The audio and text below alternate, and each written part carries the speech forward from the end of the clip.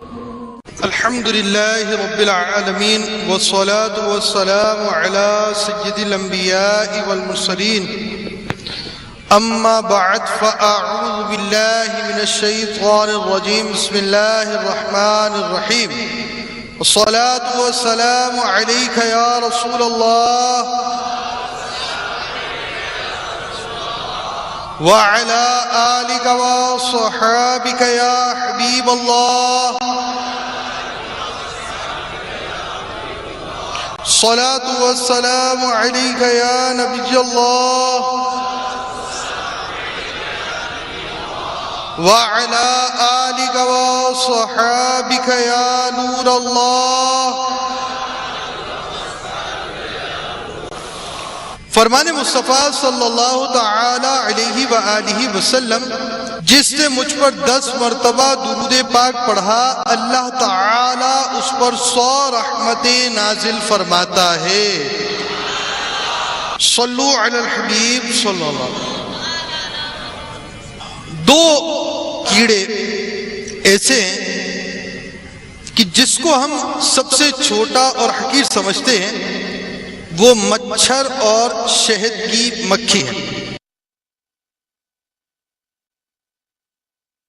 اس پہ غور کریں کہ اللہ عز و جل نے اس کو کس طرح سے بڑے جانور ہاتھی کی شکل پر پیدا فرمایا کہ ہاتھی کی طرح بھی اس کی ایک سونڈ بنائی اور چھوٹا سا جسم ہونے کے باوجود اس کے لیے وہ تمام اعضاء یعنی جسم کے حصے پیدا کیے جو ہاتھی کے لیے پیدا کیے اور اسے 2 پر زائد دیے. باقی تمام حیوانات کی طرح اس کے اندر بھی غذا کے اعضاء اور آلات پیدا فرمائے. دکھائیں یعنی ہاتھی ہے، ہاتھی کے جتنے اعضاء ہیں اللہ تعالیٰ نے اس نے اعضاء پیدا کیے، سونڈ دی اس کو. پہلے آپ نے سونڈ دیکھی، سونڈ کے بعد اب جسم کے اندر جسم کی جو اس کی صورتحال ہے، ٹانگیں ہیں. اس طرح جو اعضاء اللہ تعالیٰ نے ہاتھی میں رکھے وہی مچھر میں رکھے، بلکہ مچھر کو 2 عضو زائد دیے گئے. وہ ہے اس کے پر. دکھائیے مچھر ایک چھوٹا سا کیڑا ہے جس کے اندر ہاتھی سے اعضاء جسم کے سے زیادہ ہیں اور وہ 2 پر اس کو زیادہ دیے گئے. پھر یہ دیکھیں کہ کیسے اللہ عز و جل نے اسے غذا کی راہ بتائی، اس کو پہچان دی کہ اس کی غذا انسانی خون ہے، اور اللہ تعالیٰ نے کس طرح آدمی تک پہنچنے کے لیے اس میں اڑنے کی قوت پیدا کی. اس کی لمبی اور نوکیلی تھوتنی سونڈ بنائی، کیسے اس کو انسانی کھال کے مساموں کی راہ دی اور اسے اتنی سمجھ دی کہ وہ کس طرح کسی ایک مسام میں اپنی سونڈ رکھے اور خون چوسے. دکھائیے یہ آپ یہ دیکھیے مچھر اڑتے ہوئے پہنچ رہا ہے انسان تک، اور انسان تک پہنچنے کے بعد کس انداز سے یہ مساموں کے اندر جیسے ڈرل مشین جا رہی ہوتی ہے اس طرح یہ اپنی سونڈ اندر داخل کر رہا ہے، اور اب یہ اس انداز سے رستہ پانے کے بعد خون پیے گا. اللہ تعالیٰ نے اسے اتنی عقل دی کہ اس کی خوراک کہاں ہے اور یہ کس انداز سے جا کر خوراک حاصل کرتا ہے. انسان اپنے ہاتھ سے اس کو مارنا چاہے تو بھاگنے کا حیلہ سکھایا اور اس کے اسباب بھی بیان کیے. اس کے کان بھی بنائے جن کے ذریعے وہ ہاتھ دور کرنے کے باوجود اس کی ہلکی حرکت بھی سن لیتا ہے اور خون چوسنا چھوڑ کر بھاگ جاتا ہے. جب ٹھہر جاتے ہیں ہاتھ پھر آ جاتا ہے. دکھائیے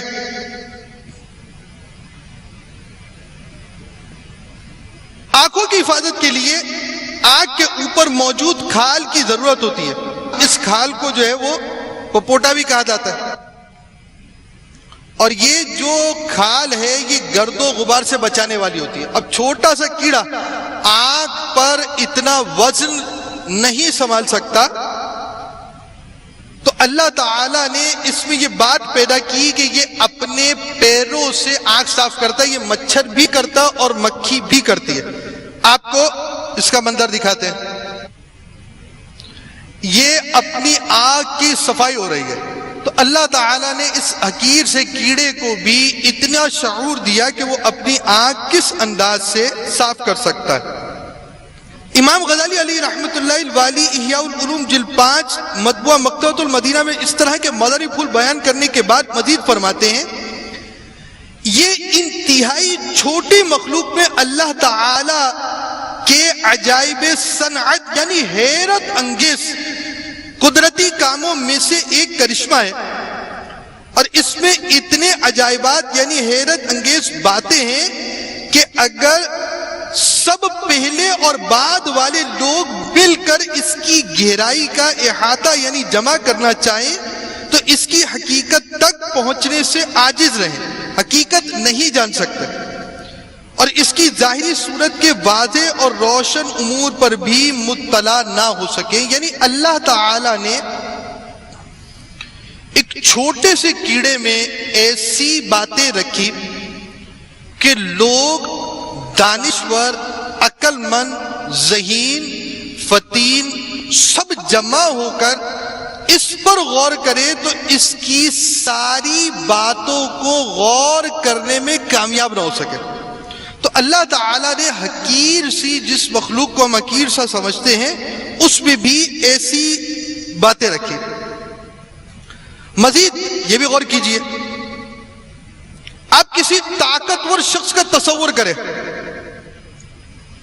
بہت طاقتور ہے، بہت زیادہ قوت والا ہے، بہت بڑی سلطنت ہے، بادشاہت اس کی بہت بڑی ہے، بہت سخت پکڑ والا ہے، مالدار ہے، سمجھدار ہے، فیصلہ کرنے کی صلاحیت رکھنے والا ہے، یہ ساری خوبیاں اس کے اندر ہیں۔ اس کا زیادہ سے زیادہ نتیجہ کیا نکلے گا؟ یہی کہ اس میں بعض باتیں وہ پائی جاتی ہیں جو ہر شخص میں نہیں پائی جاتی، اور اس کی اپنی حقیقت، جو شخص، جو بادشاہ، جو طاقتور سلطنت رکھنے والا، اس کی اپنی حقیقت کیا ہے کہ وہ اتنا کچھ ہونے کے باوجود موت، حیات، مرنے کے بعد اٹھنے، حقیقی طور پر نفع و نقصان کا مالک ہونے، اس میں سے کسی چیز کا مالک نہیں ہے، بلکہ وہ اپنی آنکھ کے اندھے ہونے، زبان کے گونگے ہونے، کان کے بہرے ہونے اور کبھی بھی بیمار نہ ہونے پر بھی اپنی حفاظت نہیں کر سکتا۔ الغرض انسان اگر کسی چیز پر قادر ہے یا وہ کوئی کام کر سکتا ہے یا کسی چیز کی طاقت رکھتا ہے تو وہ اللہ تعالی کی عطا سے ہے، اور وہ رب تعالی تو اس بات پر بھی قادر ہے کہ کسی کو، بڑے سے بڑے بادشاہ کو، ایک مچھر، بلکہ لنگڑے مچھر کے ذریعے ایسے بادشاہ کو جو پوری دنیا میں حکومت کرتا ہو، مثلا نمرود، اس پر مسلط کر دے تو وہ ایک لنگڑا مچھر بھی اس کی موت کا سبب بن جاتا ہے۔ تو انسان کو بہت ساری چیزیں ملنے کے باوجود بھی انسان در حقیقت کسی چیز کی طاقت نہیں رکھتا، جو طاقت رکھتا ہے وہ اللہ تعالی کی عطا سے ہے، اور ہے وہ کمزور۔ اسی طرح اللہ رب العالمین نے شہد کی مکھی پیدا فرمائی۔ شہد کی مکھی کے معمولات دیکھیں کہ کیسے اس کے دل میں یہ بات ڈالی کہ وہ پہاڑوں، درختوں اور گھروں میں چھتے بناتی ہے، اور کیسے اس کے لعاب سے موم اور شہد نکلتا ہے۔ اس میں سے ایک روشنی کا ذریعہ اور دوسرا شفا کا ذریعہ بنتا ہے۔ کبھی موم بتی چلائی آپ نے تو جو موم پیدا ہوتا ہے وہ بھی اس کے منہ سے نکلتا ہے، اور شہد بھی، جو چیزیں یہ خارج کرتی ہے۔ دکھائیے جناب، شہد کی مکھی اپنے چھتے کو بناتی ہے اور ایک شکل کے ساتھ اس کو مکمل کرتی ہے۔ وہ کیسے موم سے اپنا چھتا بناتی ہے اور تمام اشکال میں مسدس شکل کو اختیار کرتی ہے، جس کو سمجھنا انجینئرز کی عقل سے بھی قاصر ہے۔ یہ ایک خاص شکل کے اندر اپنا شہد کا چھتا مکمل کرتی ہے۔ آپ دیکھیں گے شہد کا جو چھتا بنتا ہے وہ اس شکل کا ہے۔ اب یہ کسی جگہ پر بھی ہو، اندر سے جو اس کا معاملہ ہوگا وہ الگ ہوگا، اور یہ اوپر سے آپ کو شہد کا جو چھتا ہے وہ اسی انداز سے ملے گا۔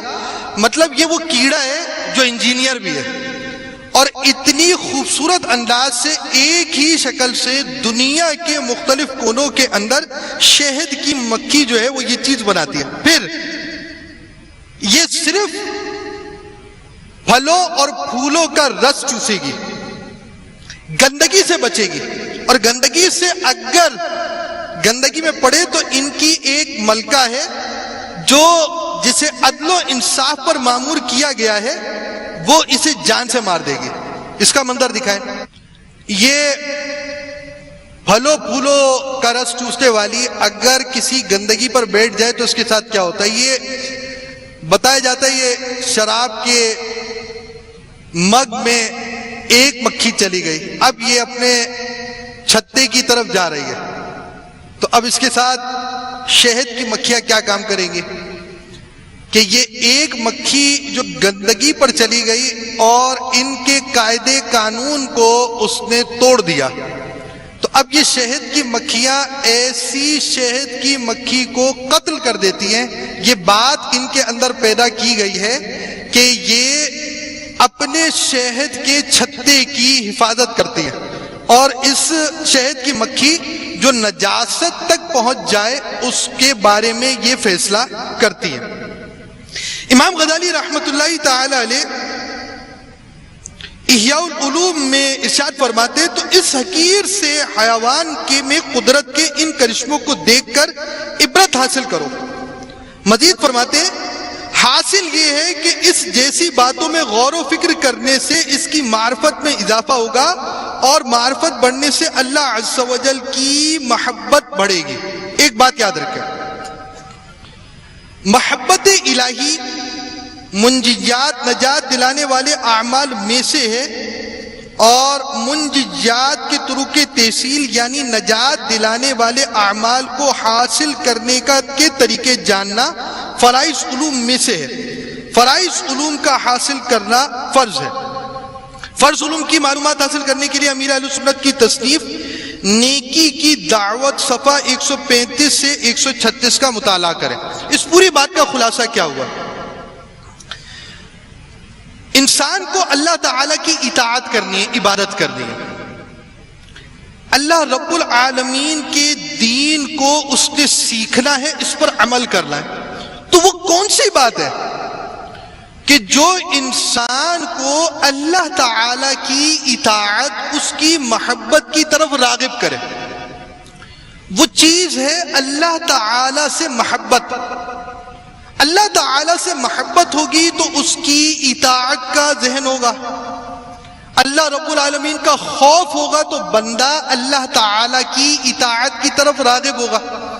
تو ایسی باتیں معلوم ہو جس سے اللہ رب العالمین کی محبت بھی بڑھے. اللہ تعالیٰ نے کائنات میں ایسی چیزیں پیدا کی جو اس کی محبت بڑھنے کا ذریعہ ہے.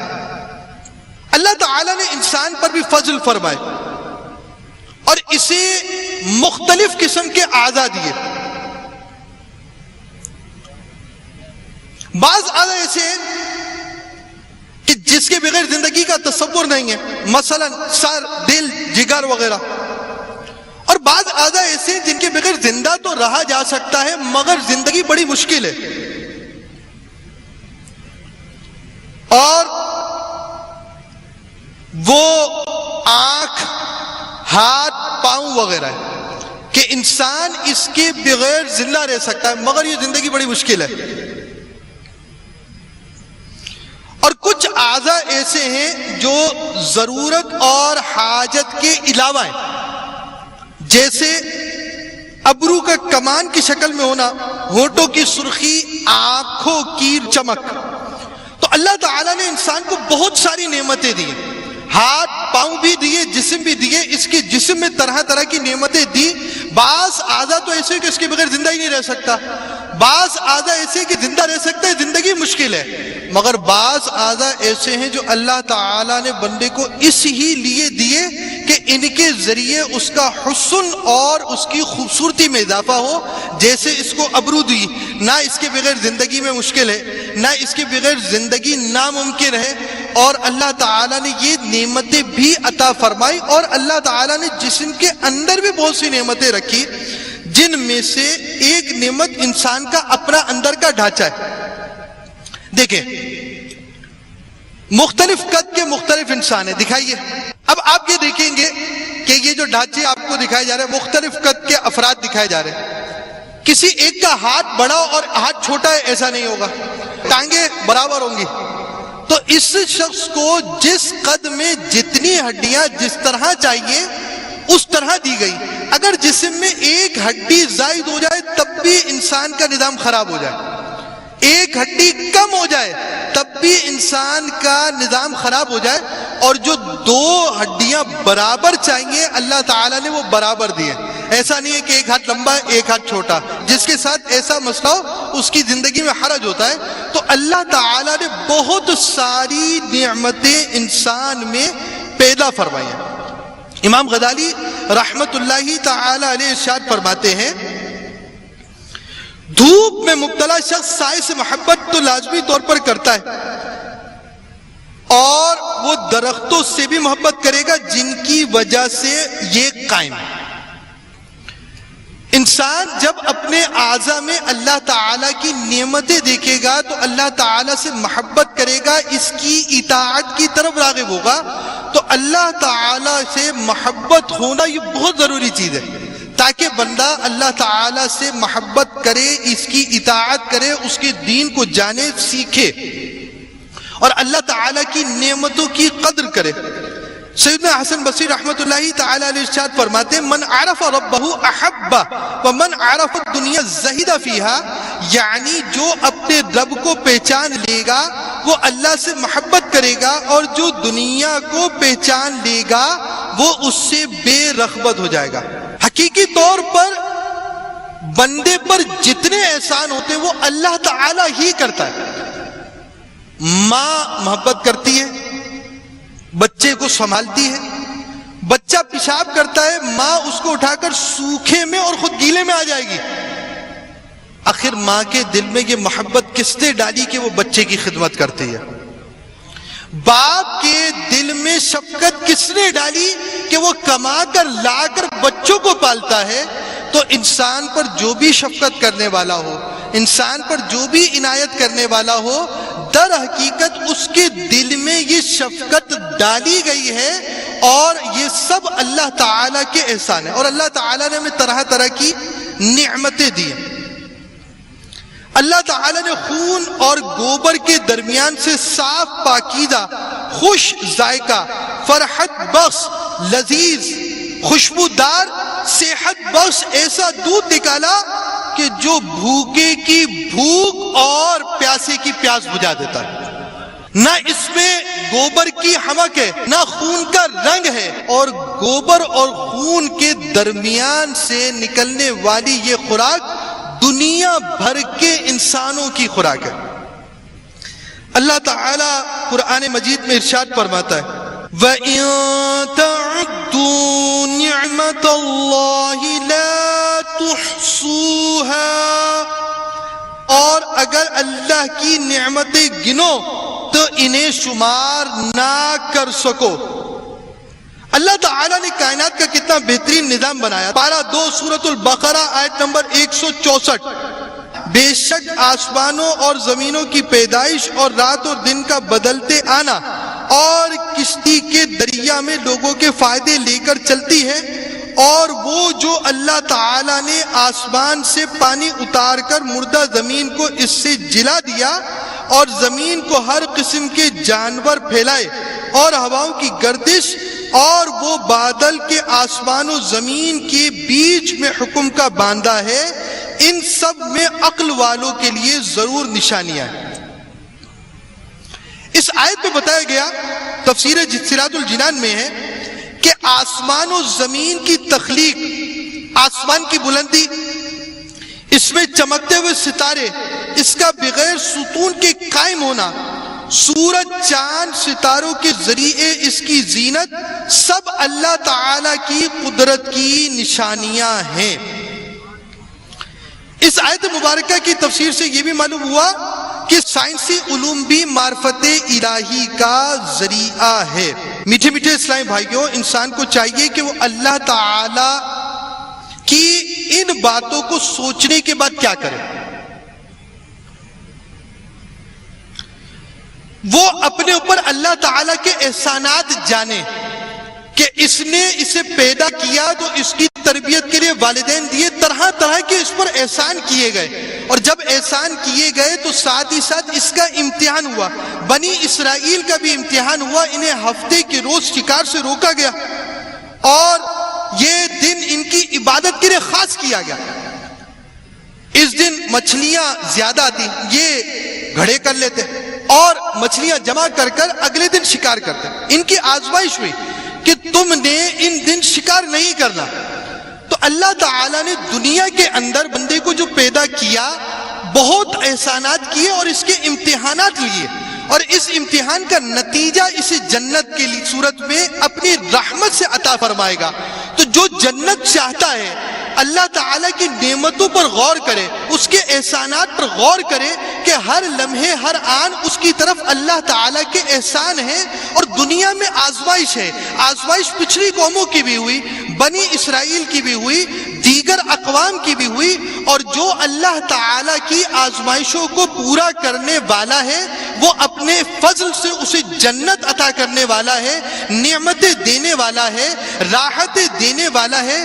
دنیا میں بھی اس نے نعمتیں دی اور آخرت میں ایسی نعمتوں کا اس نے وعدہ کیا کہ جو نہ ختم ہونے والی ہیں. اس نے آخرت میں ایسی زندگی دینے کا وعدہ کیا جو نہ ختم ہونے والی ہے. وہاں رہنے والے افراد ہمیشہ ہمیشہ اس مبارک گھر میں رہنے والے ہیں، اس برکت والے گھر میں رہنے والے ہیں، نعمتیں پانے والے ہیں. تو دنیا میں جو پیدا کیا گیا، دنیا میں جو بھیجا گیا، یہ آزمائش کے لیے بھیجا گیا، امتحان کے لیے بھیجا گیا، انسان کو اس کی جان پڑتال کرانے کے لیے بھیجا گیا کہ انسان جانے کہ وہ اللہ کا کتنا مطیع ہے، کتنا فرما بردار ہے. اور جو محسن، ایسا احسان کرنے والا، جو منعم حقیقی نعمتیں دینے والا ہے، اس نے اگر ہماری کچھ آزمائش رکھی ہے تو ہمیں اس آزمائش کو پورا کرنا چاہیے، اس کی اطاعت کرنی چاہیے. تو اللہ تعالیٰ کی اطاعت کی طرف مائل کون ہوگا؟ اللہ تعالیٰ کی اطاعت کی طرف کون بڑھے گا؟ جب وہ اللہ تعالیٰ کی نعمتوں کی قدر کرے گا اور دنیا کو جانے گا. یہ دار العمل ہے اور آخرت دار الجزا ہے. تو بہرحال انسان کا دینی علم حاصل کرنا اور دینی علم کی طرف بڑھنا یہ اسی صورت میں ہوگا کہ جب بندہ ان باتوں کو سمجھے، اور جب وہ سمجھے گا تو وہ اس کی طرف بڑھے گا اور اللہ تعالی کی اطاعت کی طرف راغب ہوگا.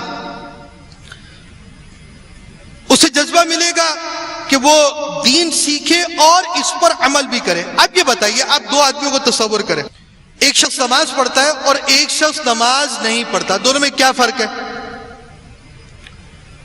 نماز آپ کو بعض اوقات نمازی سیٹ ملیں گے اور بے نمازی فقیر ملیں گے. آخر نماز پڑھنے والے فرد کو نماز پڑھنے کا یہ ذہن کیوں ہے کہ وہ اللہ تعالی سے آخرت کی امید رکھتا ہے، جزا کی امید رکھتا ہے، وہ اللہ تعالیٰ کی اطاعت کا جذبہ رکھتا ہے، اللہ تعالیٰ نے اس پر جو احسان کیے اس کو سمجھتا ہے. تو جب تک یہ پہلا سبق اس کے ذہن میں نہیں ہوگا وہ نہ دین سیکھنے کی طرف آئے گا اور نہ ہی وہ اللہ رب العالمین کی اطاعت کی طرف آئے گا. تو ہم جا رہے ہیں بہت سے مسائل سیکھنے کے لیے اور بہت ساری باتیں سیکھنے کے لیے، لیکن پہلا سبق یہ ہے کہ جب تک اللہ تعالی کی اطاعت کا ذہن نہیں ہوگا انسان ان مسائل پر عمل نہیں کرے گا. مسائل سیکھنے، مسائل پر عمل کرنے کے لیے سب سے پہلی چیز اللہ تعالی کی اطاعت کا ذہن بنانا، اس کی نعمتوں کو پیش نظر رکھنا، دنیا میں امتحان ہے اس بات کو جاننا اور آخرت کی تیاری کرنا. جب یہ باتیں انسان میں پیدا ہو جائیں گی تو وہ اللہ رب العالمین کی اطاعت کی طرف مائل ہوگا. اللہ رب العالمین ہمیں اپنی اطاعت کرنے، دین کو سیکھنے سمجھنے کی توفیق عطا فرمائے. آمین بجاہ النبی الامین صلی اللہ تعالی علیہ وآلہ وسلم. صلو علی الحبیب صلی اللہ تعالی علی محمد.